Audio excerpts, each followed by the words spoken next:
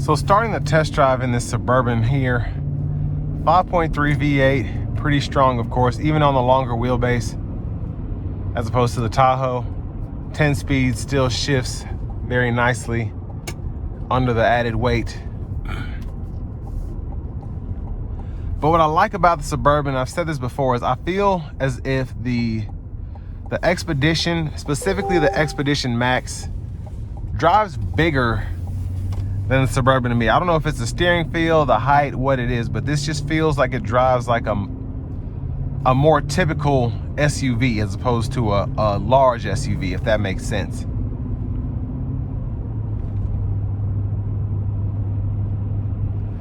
But we're gonna give it a little pull here. I'm not gonna put it in sport mode or thrash it, but I'm just gonna give it a little acceleration.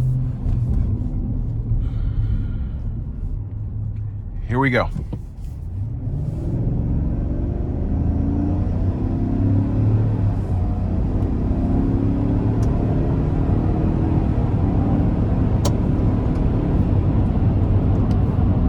So, gets up to speed very nicely. Adaptive cruise here. Now, where I wasn't able to pull up the window sticker, I'm not sure if this is part of a package or if it's standard on the Suburban, but for the money to have a large SUV that holds 9 people, it's pretty impressive that this is only 67 whatever I said, and you have the adaptive cruise, the Google Assistant system, dual zone climate controls. Oh, it heard me talking. But ride quality is fantastic. Again, I love how easy it is to drive something like this. Even though it's huge, it doesn't maneuver like it is. Wind noise is very good. Road noise very good as well. And just a very impressive ride coming down the interstate there.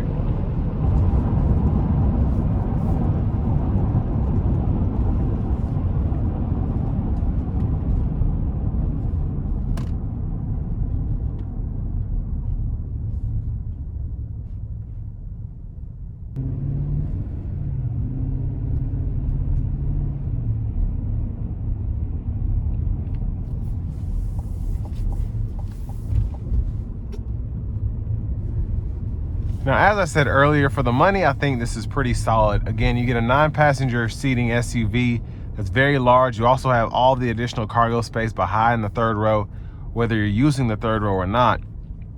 And just having the 5.3 V8, the 10-speed automatic, everything that you get here is pretty nice. You're not worried about a 4-cylinder turbo. I know a lot of people complain about those, even though they're pretty good engines.